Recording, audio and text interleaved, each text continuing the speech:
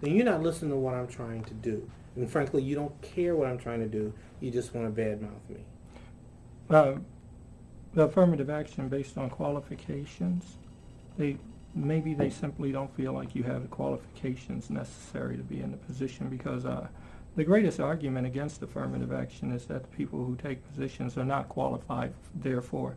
And that's probably Is it what they're qualified, or they complaining. no function in them? Because I have function in this one. Well, it's function, but it's qualifications. I think that people are the greatest argument against affirmative action is qualifications of the people who they are putting in the positions. But the assumption is that the qualification will lead to the ability and skill level of the person involved.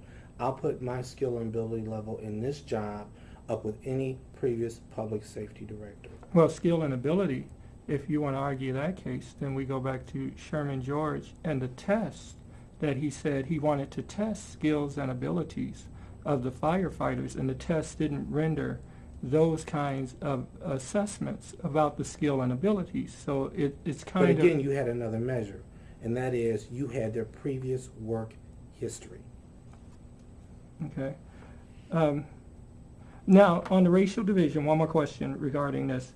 $1.2 million went to white firefighters as a result of the promotions, and $140,000 to blacks. What does that make you feel? True. That's not even true. You're talking about who got promoted? On the list, from the list of promotions. That's not even true.